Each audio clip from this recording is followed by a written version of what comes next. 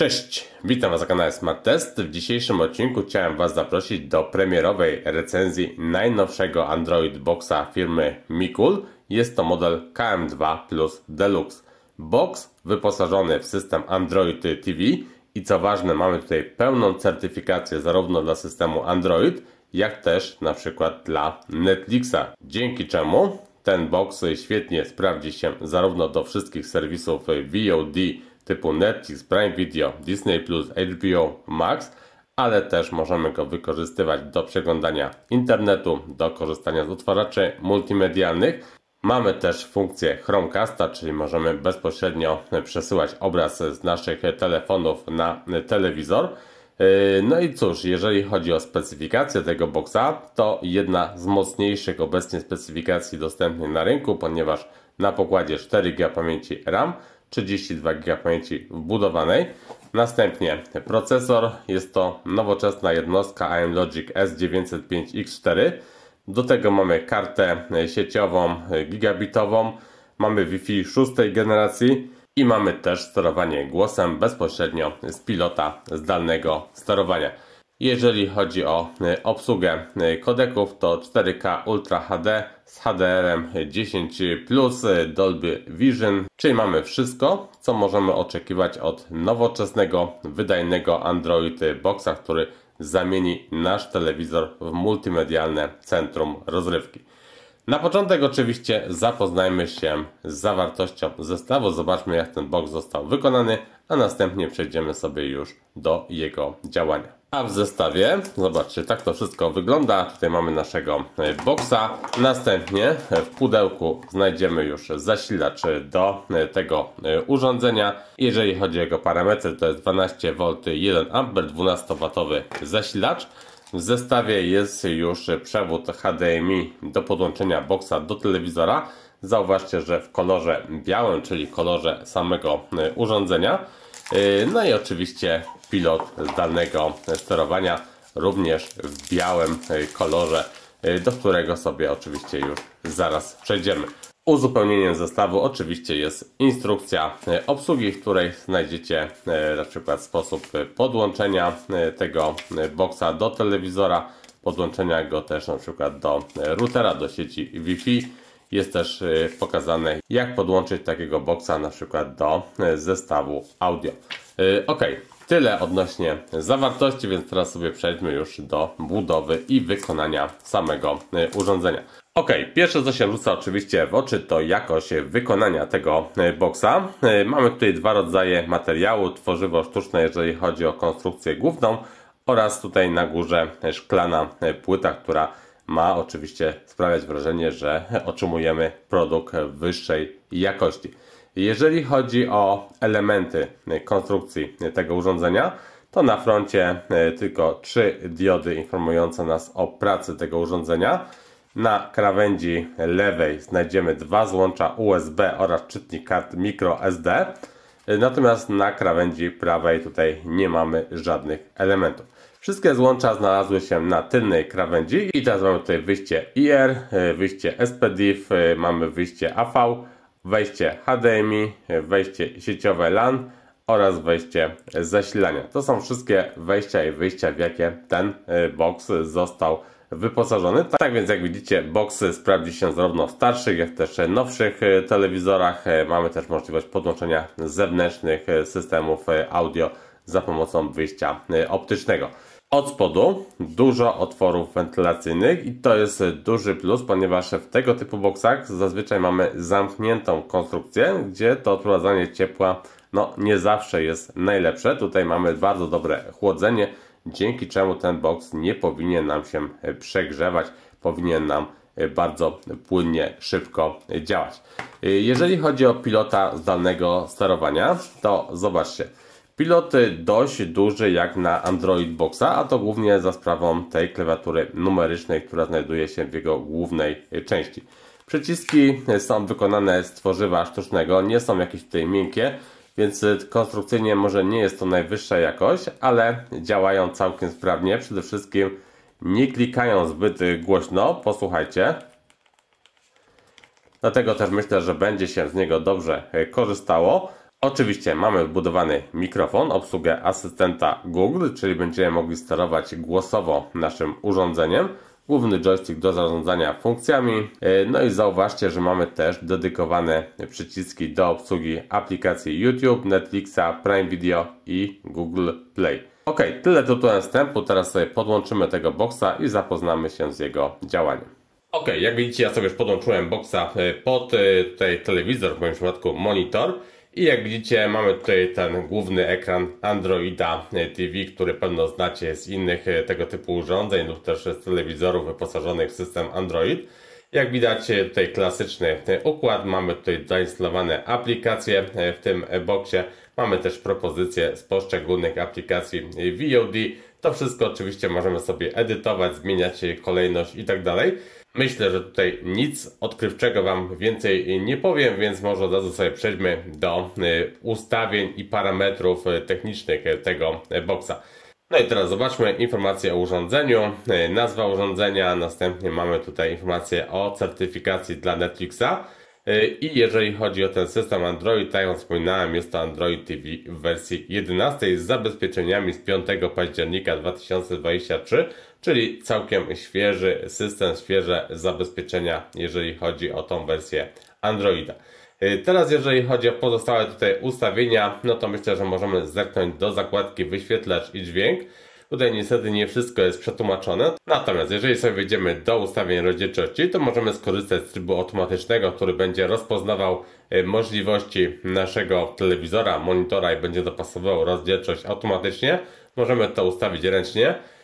Co istotne, domyślnie mamy już włączoną opcję HDR, natomiast możemy ją, jak widzicie, wyłączyć lub włączyć HDR adaptacyjny. Następnie ustawienia proporcji obrazu, czyli możemy zmniejszyć, zwiększyć ten obraz, dopasować go do naszego telewizora, jeżeli by się gdzieś nie mieścił w ekranie.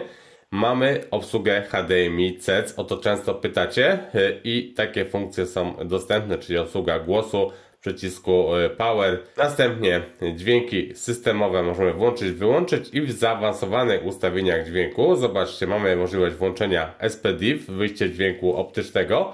Możemy to wyłączyć lub włączyć. Mamy obsługę DAC 4, czyli mamy tą poprawę wyrazistości, czystości dialogów. I możemy tę funkcję włączyć, wyłączyć. Możemy też ustawić ją w 3 poziomach, czyli niskim, średnim lub też wysokim. Możecie tu sobie troszkę poeksperymentować. Ok, jeżeli chodzi teraz o pamięć, no to pozostało nam tutaj do dyspozycji 28 GB, z tej pamięci wbudowanej 32. Ekran główny, możemy zarządzać sobie, tak jak wspominałem, tym ekranem. Możemy włączyć podgląd obrazu, podgląd dźwięku. Możemy też zmieniać kolejność tej aplikacji na tym ekranie.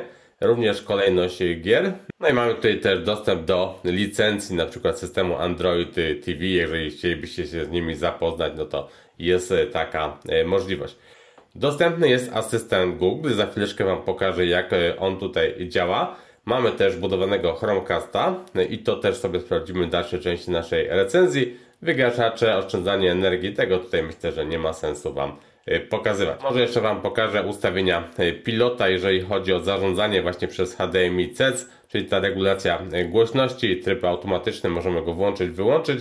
Przycisk zasilania również telewizji przez HDMI-C i tutaj też możemy tą funkcję włączyć, wyłączyć i podobnie jeżeli chodzi o przycisk wyjścia. Ok, teraz sobie przejdę do pozostałych parametrów technicznych tego boxa. Ja sobie doinstalowałem tutaj aplikację AIDA64, tak żebyśmy mogli sobie zobaczyć dokładnie co mamy na pokładzie. I teraz zobaczcie, jeżeli chodzi o model, to mamy tutaj to 4K Android TV Box. Natomiast ciekawostka, jako marka pojawia nam się Strong, a nie Micool, więc tutaj na to zwracam Waszą uwagę.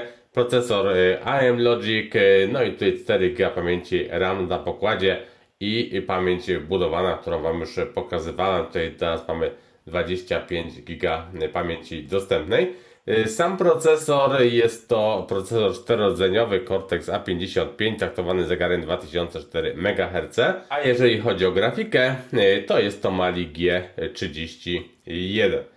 Ok, tyle odnośnie AIDA, natomiast ja sobie jeszcze zainstalowałem aplikację DRM Info, ponieważ oczywiście to, co będzie Was pewno najbardziej interesowało, to poziom zabezpieczeń Google Wide Win. I teraz zobaczcie, vendor Google i poziom zabezpieczeń L1, czyli wszystkie aplikacje VOD typu Netflix, Prime Video, Disney Plus będą Wam działały w tych najwyższych rozdzielczościach 4K. Tyle odnośnie specyfikacji technicznej. Teraz zobaczmy sobie na aplikacje, które są zainstalowane w tym boxie. Oczywiście mamy tutaj Netflixa, mamy Prime Video. Ja sobie doinstalowałem do testów też Disney Plus. Jest aplikacja YouTube, oczywiście Google Play, Google Store. Natomiast bez problemu doinstalujecie sobie tutaj wszystkie inne aplikacje VOD, z których chcielibyście na tym urządzeniu korzystać. Tak więc tutaj dostępny jest sklep Google Play, a tak on tutaj wygląda. No i w tym sklepie oczywiście wszystkie te aplikacje, które mogą Was interesować, z pewnością znajdziecie. Zobaczcie, ja na przykład doinstalowałem sobie też aplikację Player, bo o to też często pytacie, czy ta aplikacja jest w sklepie, jest dostępna, można ją zainstalować. I jak widać, bez problemu się instaluje i uruchamia na tym boxie, więc z tym nie będziecie mieć żadnych problemów. Teraz jeżeli chodzi o obsługę aplikacji za pomocą pilota zdalnego sterowania, to jak widzicie, są to wszystkie aplikacje przystosowane pod obsługę pilotem. Bardzo łatwe sterowanie, zarządzanie takimi aplikacjami, więc z tym nie będzie problemu. Teraz jeżeli chodzi o czas uruchomienia się i działanie na przykład aplikacji Netflix, którą najczęściej używacie, no to zobaczcie, to jest uruchomienie aplikacji, zobaczcie ile to trwa. No, myślę, że nie jest to jakoś przesadnie długo, zdecydowanie szybciej niż w przypadku większości telewizorów wyposażonych w systemy Smart TV.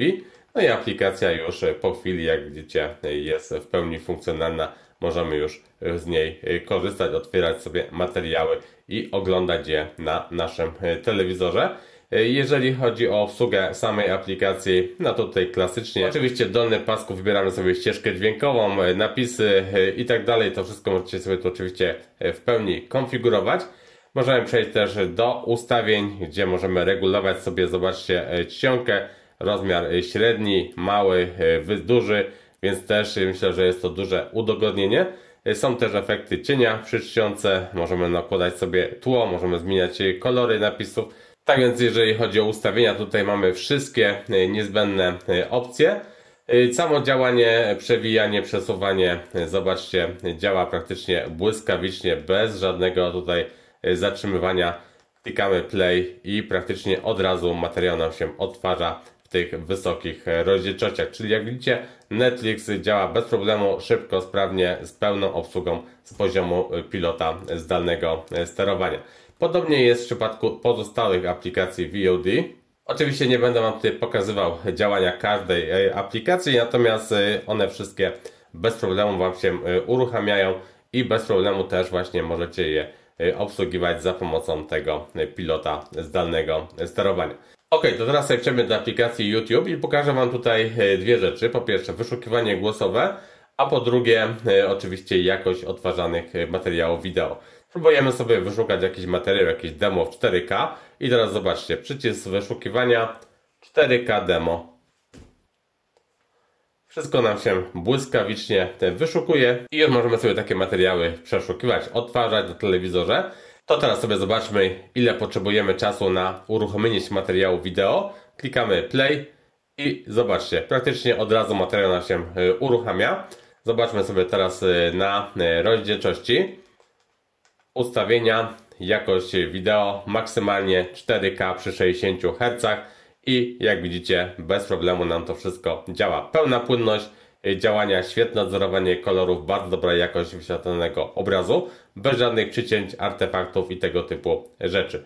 Może tutaj cofnijmy sobie materiał jeszcze do początku i jeszcze przejdziemy sobie do opcji tutaj statystyki dla nerdów. I jak widzicie, mamy teraz tutaj wyświetlany obraz 4K przy 60 Hz. On jest kodowany kodekiem VP9. Natomiast mamy tutaj też obsługę kodeka AV1. I teraz może spróbujemy sobie wyszukać jakiś materiał kodowany kodekiem AV1. Również może skorzystamy ze asystenta Google. AV1. I teraz powinno nam się wyszukać materiały kodowane kodekiem AV1. Tutaj na przykład niech to będzie ten film w 8K. No i teraz zobaczcie, mamy nasz materiał wideo kodowany kodekiem AV1, nadawany w rozdzielczości 4K przy 24 klatkach na sekundę.